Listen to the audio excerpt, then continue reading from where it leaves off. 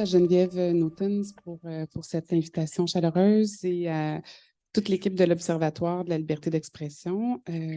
Merci aussi à tous les participants, participantes pour votre présence ici à l'occasion de cet échange sur la liberté d'expression. C'est une occasion très, très précieuse dont je profite beaucoup jusqu'à maintenant. Alors, on a entendu beaucoup d'éléments importants depuis ce matin sur les fondements théoriques très complexes de la liberté d'expression et de la liberté universitaire. Maintenant, on va changer un petit peu de registre avec ce qu'on vous présente, Mathieu et moi, pour s'intéresser davantage à l'univers des représentations, des discours des jeunes en particulier, autour de ces questions qui sont très complexes et qui se télescopent de différentes façons à l'école, dans l'univers de la socialisation politique, qui peut être celui des jeunes à qui nous avons parlé dans le cadre du projet qu'on va vous présenter. Alors, ce n'est pas un pouvoir à prendre à la légère. Je vous demande de vous en servir à bon escient. Tels sont les mots de la vice-première ministre du Québec, vous en rappelez peut-être, Geneviève Guilbeault, à propos du pouvoir des jeunes d'éviter de devenir un vecteur de transmission et en se considérant plutôt comme des champions de la distanciation et du port du couvre-visage, comme l'avait également rappelé François Legault après une flambée des transmissions dans la tranche des 20-29 ans à l'été 2020. Les jeunes ont donc non seulement été une cible des pouvoirs publics dans leur rôle potentiel de transmission et de protection, mais également parmi les premiers publics à subir de plein fouet la crise de COVID-19, avec la fermeture des écoles, le développement des cours en ligne et la distanciation sociale dès la mise en place des mesures sanitaires, si on se souvient, à la fin de l'hiver 2020. 2 ans plus tard, des études soulignent que certains jeunes, certaines de ces mesures, comme la fermeture des classes, ont été délétères sur la santé mentale des jeunes, dont certains ont payé le prix en termes de déclin de notes, de décrochage scolaire ou de perte des liens sociaux. Si ces études sont bien connues et ont été diffusées depuis plus d'1 an, elles donnent toutefois peu la parole aux jeunes eux-mêmes en ce qui concerne leur avis sur la gestion gouvernementale de la pandémie, de leur expérience personnelle au cours des différents stades de la pandémie, ou encore leur perception plus large des pouvoirs publics ou des instances d'autorité. Le projet Développement Savoir qu'on a mené, qui est à l'origine de cette présentation, avec l'équipe qui est présentée là, sur la diapo, dont Marie-Ève Carignan, qui sera là demain, et Maryse Potvin, qui est ici aussi, s'est penché sur l'imaginaire politique, la réception des théories du complot et les croyances épistémiques sur le vrai, le faux, la démarcation des savoirs et des non-savoirs chez les jeunes. Chez 44 jeunes, en fait, qu'on a interviewés de 17 à 29 ans, qui étaient issus de 3 cégeps de la Montérégie. Les entretiens semi-dirigés qu'on a menés dans ce cadre ont pris place dans le contexte de la pandémie et plus précisément du 2e confinement au début 2022. C'est déjà loin, mais c'était le vocabulaire qui était le nôtre à ce moment-là, en prenant pour déclencheur l'expérience intime vécue pendant la pandémie. Donc, c'était un petit peu l'entrée en matière qu'on proposait parce que c'était commun à tout le monde, puis ça nous permettait de créer un petit peu un lien de confiance. Dans cette présentation, on va s'appuyer sur certains résultats de cette enquête portant plus spécifiquement sur la perception des mesures sanitaires et des mouvements de contestation, anti-vax, manifestations, mouvances complotistes, en vue d'interroger les perceptions et l'évaluation de la crédibilité par les jeunes citoyens qu'on a interrogés sur la gestion gouvernementale de la pandémie sous 3 aspects connexes. Qui se croisent dans ce qu'on va vous présenter parce que ça a fait surface à différents moments aussi des entretiens selon les personnes interviewées. Le cadrage de la pandémie comme problème public. Comment l'État a cadré la pandémie? Comment il a défini le cadre dans lequel se déroulaient les débats, les questionnements, les enjeux qui étaient présentés comme plus ou moins importants? Les critères mobilisés ensuite comme autorité de savoir. Sur quelle base s'est fondé le gouvernement, en particulier provincial, pour prendre ses décisions selon les jeunes? Des faits scientifiques, des enjeux politiques, un peu des deux. Qu'est-ce que ça a eu donc comme effet chez eux? Et finalement, le traitement politique des divers acteurs sociaux, les citoyens en général, des groupes anti-mesures sanitaires, des groupes complotistes. tels qu'ils étaient définis à ce moment-là dans l'actualité ou étiquetés. Comment les jeunes ont vu ce traitement-là à différents moments de la pandémie. La pandémie fut l'occasion d'expériences diverses, hein, comme on peut s'en douter pour les jeunes interrogés, comme pour tout le monde, comme pour tout le monde ici présent également, j'imagine. Leur expérience personnelle oscille en fait entre un bien-être accru pour certains d'entre eux, pour les plus introvertis, ce qui est peut-être moins ressorti pendant la période pandémique, mais qui existe dans quelques témoignages quand même des personnes qu'on a interviewées. Par exemple, le fait de ne plus avoir besoin de se lever pour aller à l'école, de ne plus sortir l'hiver, de plus subir de pression sociale pour les plus timides, par exemple. Ça a été quelque chose qui est ressorti chez certaines personnes. Mais pour la plupart, on peut s'en douter, c'était plus un mal-être, plus ou moins diffus. Certains ont parlé de fin du monde, de chaos. Alors, il y en a qui ont vécu ça très, très difficilement. Par exemple, dû à une absence d'encadrement, de relations sociales, d'une situation familiale difficile ou encore un stress pour les études, de mauvaises notes ou un manque de motivation. Dans tous les cas, par contre, ce qu'on a vu, c'est qu'il y a des schèmes d'interprétation différents qui sont ressortis, qui sont intéressants à explorer quant à la perception de la gestion de la pandémie par le gouvernement. Donc, cette expérience pandémique a reconstruit ou construit, dans certains cas, la réalité sociale et politique des jeunes et leur attitude, attestataire ou protestataire, à l'égard des autorités politiques. D'entrée de jeu, la plupart d'entre eux ou elles ne se situent pas dans une position de défiance par rapport au gouvernement et à sa manière de gérer l'épisode pandémique. Beaucoup de jeunes soulignent en effet le caractère exceptionnel du défi vécu par la société, mais aussi le gouvernement. Et les réponses apportées ne sont pas décriées en elles-mêmes. La majorité des jeunes à qui on a parlé pensent que le gouvernement est avant tout là pour protéger ses citoyens. S'il leur ment, c'est dans le cadre d'un noble mensonge, pour prévenir le chaos, pour protéger les citoyens.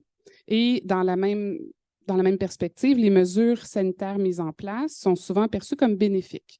De manière générale, les jeunes interviewés se situent moins dans une logique de déférence par rapport à l'État que dans un rapport de stabilité ou d'acceptation pragmatique, marqué par une posture réflexive quand même. C'est ici que ça devient intéressant, appuyé sur différentes diades interprétatives. On met en perspective, par exemple, je ne sais pas si on voit bien, la science et les autres savoirs, le vrai et le faux, les choix individuels et les mesures gouvernementales, les intérêts pour la population et les intérêts cachés, la protection de la santé et le respect des droits et libertés. Parmi ces diades, là, c'est écrit petit, mais c'est simplement des extraits d'entretien sur lesquels je ne reviendrai pas systématiquement, que vous pouvez lire vous-même là, pendant que je parle. Donc, parmi ces diades, celles mettant en jeu les droits, les choix individuels, y compris la liberté d'expression de ces choix, et les mesures gouvernementales se retrouvent au centre du raisonnement des jeunes. Deux positions s'affrontent quant à la question du bien commun et du bien individuel et façonnent la perception des acteurs publics et gouvernementaux en matière de responsabilité sanitaire. D'abord, le processus de vaccination, le port du masque ou la distanciation sociale sont parmi les mesures le plus favorablement perçues par les jeunes interrogés, qui soulignent l'effort de protection collectif à entreprendre, sans contrainte excessive perçue sur l'individu. À ce sujet, les différentes théories du complot qui entourent les vaccins sont dénoncées, perçues comme absurdes et illogiques par rapport à la perception d'une réalité selon laquelle le gouvernement est avant tout au service de ses citoyens et se doit de déployer des moyens afin de les protéger. Ici, vous avez, entre autres, Francis qui exprime cette idée et Bruno. Le premier dit, entre autres, puis il y en a beaucoup que, comme dans un vaccin, disent qu'il y a des chips, des puces, puis que le gouvernement essaie de les contrôler et tout. Mais il faut dire que je suis un peu indignée parce que c'est comme je suis certain que Legault, il essayait de nous aider, puis il met les mesures afin de s'assurer de notre bien-être. Ça veut dire que j'ai plus de temps ou... Non, je okay. ne verrai aucunement cet écran. OK, non, c'est juste, je me demandais. Je suis désolée. Bien, OK. Ensuite, Bruno dit, je trouvais ça plus ou moins subtil. Ça serait non, pas non, très ça va, pas de subtil, souci. Pas de souci. Puis Bruno dit, le monde a le droit de ne pas être d'accord avec les mesures sanitaires, mais à un moment donné, la liberté des uns s'arrête ou celle des autres commence. Puis lui explique qu'il a travaillé dans 3 magasins pendant la pandémie et que quand quelqu'un entrait, il ne désirait pas être voulait pas être masqué, avoir le masque, il disait, moi, je me sens pas mal à l'aise non plus de les mettre dehors du magasin. À un moment donné, lui, c'était sa limite. De la même façon, les institutions scientifiques sont perçues comme, généralement, comme des instances qui administrent elles aussi un certain régime de vérité légitime, autour desquels se structurent les savoirs théoriques et pratiques, notamment en contexte pandémique, sur lesquels on peut se fier, qui font autorité de référence pendant la pandémie. Alors, à ce sujet-là, Eliade dit, par exemple, je ne suis pas fan des théories du complot parce qu'évidemment, tous les domaines des sciences sont plus ou moins liés. Puis si tu contestes la théorie des virus, c'est quand tu contestes en même temps des évolutions, tu contestes en même temps, etc., etc. Puis justement, de porter un masque, le peu de malaise que ça fait versus si les virus existent, le virus, tu passes des semaines sur un lit d'hôpital, bien, pour lui, c'est un pari qui est très incomparable. Cependant, la diade prend forme lorsqu'entrent en jeu les intérêts individuels, notamment en matière de liberté de choix et d'autodétermination. Si la vaccination et la distanciation sociale sont globalement soutenues et considérées comme des mesures nécessaires afin d'enrayer la progression pandémique, c'est parce qu'elles n'interfèrent pas avec les possibilités d'autonomie au niveau individuel. Les déclinaisons d'avantages coercitives de ces deux mesures, que sont le passeport vaccinal et le couvre-feu, sont quasiment unanimement condamnées par les cégepiens et considérées comme des mesures liberticides, illogiques et inutiles. Ces deux mesures sont considérées, sauf exception, comme des formes d'imposition gouvernementale qui entravent la liberté négative de l'individu, celle selon laquelle tout individu aurait le droit de choisir, dans ce cas-là, de ne pas se faire vacciner tant que son comportement ne met pas en danger d'autres personnes. Cette obligation est ensuite perçue pour certains comme l'influence de lobby, d'une collusion politique entre le politique et les intérêts privés, dont l'action durant le moment pandémique est vivement critiquée sous l'angle d'une logique capitaliste à l'œuvre. Par exemple, Claire dit ici, moi, je suis pour la vaccination, mais je suis contre la vaccination obligatoire. Le passeport vaccinal, en soi, pour moi, c'est rendu au moyen de pression pour que les gens soient vaccinés. Et Rachel dit, dans le même sens, pour la critique capitaliste, je trouve que les gouvernements ont trop suivi aveuglément ces entreprises pharmaceutiques-là qui sont capitalistes. Pour la suite, je laisse la parole à Mathieu. Oui, bonjour à toutes et à tous. Donc, c'est à moi qu'il revient de clore cette communication. Merci beaucoup, Stéphanie. Alors, comme on l'a vu durant le début de la présentation, ce ne sont pas des jeunes qui sont révolutionnaires en soi par rapport à la figure de l'État. Ce ne sont pas des jeunes qui veulent démanteler le système ou qui jugent que l'État serait complètement impotent en termes de régulation. Mais si on lui délègue une certaine confiance, c'est par exigence d'une certaine transparence comme condition sine qua non de la démocratie. C'est-à-dire qu'on considère que l'État ou que le gouvernement doit fonder ses décisions sur des faits au nom de l'intérêt général et que c'est cet intérêt général qui doit prévaloir à chaque moment de ces décisions et que ces décisions-là, notamment dans le contexte pandémique, doivent être formées sur des principes scientifiques. On l'a vu au fur et à mesure des entretiens. Lorsque l'on compare les opinions des jeunes entre le gouvernement et par rapport à la communauté scientifique, c'est systématiquement la communauté scientifique qui emporte l'adhésion. L'État en lui-même est beaucoup plus critiqué. Vous voyez par exemple deux témoignages ici, en tout cas vous essayez de voir deux témoignages ici, si jamais vous avez du mal à lire. Le premier c'est Juan qui va dire, bon ben voilà, le docteur Arruda par exemple, il était toujours là, il a toujours fait son travail, puis il a fini par démissionner parce que il avait dit que si jamais il n'était pas écouté à 100%, eh bien il finirait par partir. Est-ce que le gouvernement a fait tout ce qu'il aurait pu faire? Je ne crois pas et j'ai pas l'impression. C'est-à-dire que là, dans ces témoignages, ce qui va prévaloir, c'est le fait qu'il y a des incohérences ou certaines choses qui sont cachées par le gouvernement, et c'est ces choses-là qui vont enclencher en fait un mécanique de doute systématique où on va considérer que l'État ou le gouvernement est potentiellement ou suspect ou hostile, si ce n'est paternaliste selon les cas. Vous voyez le témoignage de Rachel. qui reproche au gouvernement le manque de cohérence, notamment sur la question des masques, où elle dit, bon, ben voilà, sur les masques, quand on les vend sur les boîtes, on voit qu'il y a écrit que ça ne protège pas des virus. Finalement, peut-être bien que ça protège, mais en fait, aucun fait scientifique ne prouve ça. Ce sont des hypothèses, mais pas les conclusions officielles. La cohérence au niveau des couleurs aussi par rapport aux régions du Québec, ça fait beaucoup d'incohérences qui amènent beaucoup de frustration à ce niveau-là. Donc, c'est selon ces critères-là que les jeunes vont commencer à critiquer le gouvernement qui doit donc agir au niveau de l'intérêt général. C'est à ce prisme-là en fait, que va se former la seconde dyade qui nous a intéressés, c'est-à-dire le fait que le gouvernement en fait, doit à la fois garantir une certaine liberté d'expression dite positive, c'est-à-dire le droit d'exprimer un certain nombre d'avis, et la capacité aussi à déterminer et à préserver une certaine liberté négative dont a parlé Stéphanie auparavant, c'est-à-dire la liberté de ne pas choisir, littéralement.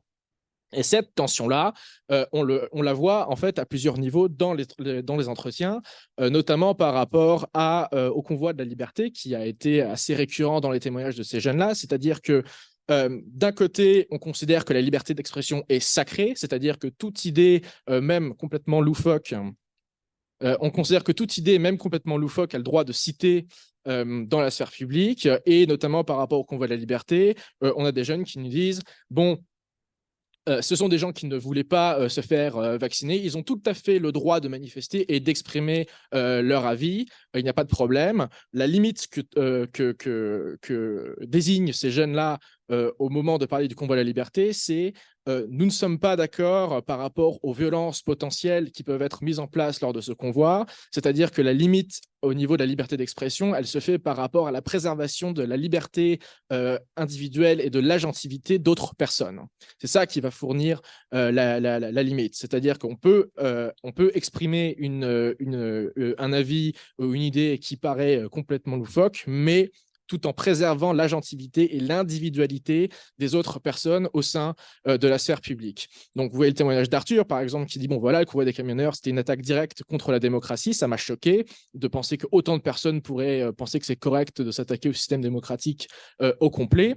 Cela dit, il ne leur refuse pas du tout le droit de manifester. C'était la violence de la manifestation qui est ciblée ici. » Et c'est ça qui devient intéressant par rapport notamment à la position par rapport aux complotistes.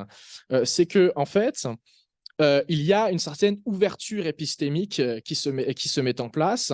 Donc, ce qu'on a vu, c'est que dans les témoignages, certes, les théories du complot sont considérées comme des choses plus ou moins loufoques, et on réfute en masse le fait qu'il peut y avoir des puces dans les vaccins, qu'il y a une conspiration mondiale qui ait pu inventer le virus, la pandémie, les restrictions de liberté, etc.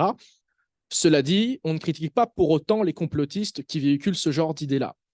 On considère qu'ils ont tout à fait le droit de s'exprimer dans la sphère publique. On considère qu'il n'y a pas de position normative de l'État et du gouvernement par rapport à une certaine administration d'un régime de vérité, et que différents régimes de vérité concomitants peuvent coexister au sein de la sphère publique. On revient à l'argument libéral que l'on a vu au cours de la précédente présentation, et c'est cet argument ultra-libéral qui va être mis en place par les jeunes. Donc là, vous voyez par exemple Rachel, encore une fois, qui dit « Bon, ben voilà, Richard Martineau, dans le Journal de Montréal, il utilisait les complotistes comme des ignares pour encourager la vaccination, alors que tu sais, les personnes qui sont, c'est pas juste les personnes qui sont complotistes qui veulent ne pas se faire vacciner. Il y a beaucoup de généralités. Et ce qui nous a frappé, c'est que ce n'est pas un cas comme celui-là qu'on a vu, c'est l'ensemble des 44 jeunes que l'on a interviewés disaient qu'il ne fallait pas discriminer ou marginaliser les complotistes en raison de leur position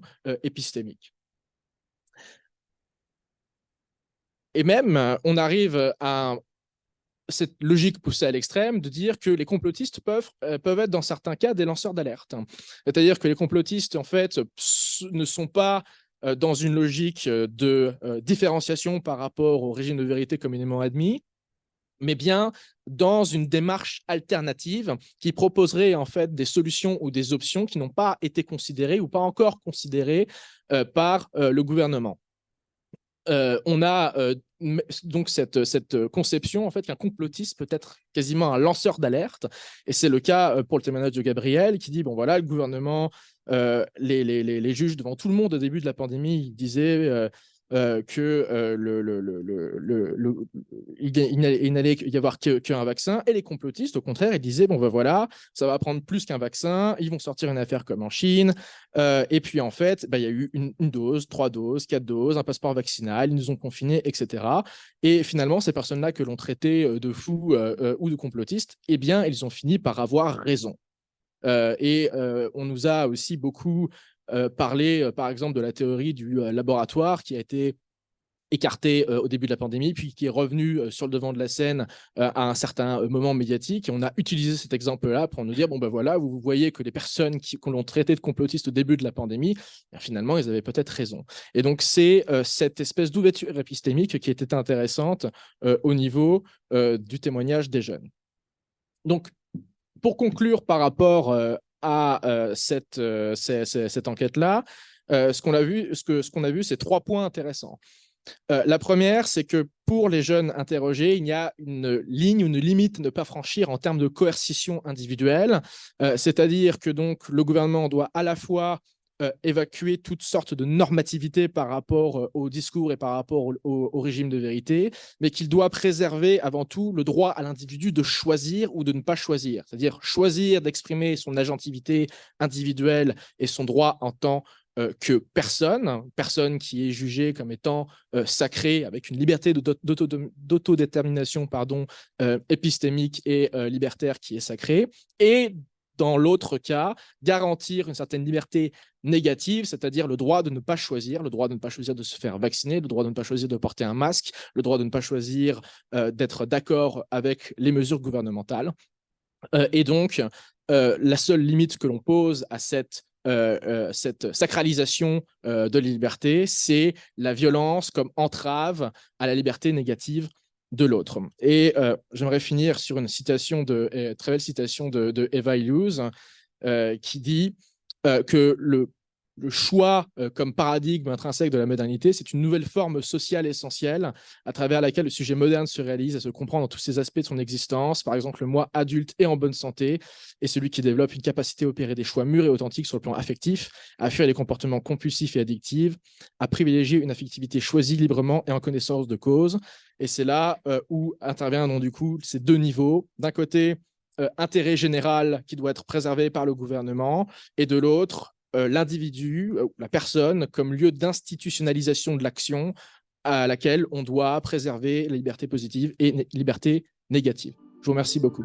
Merci.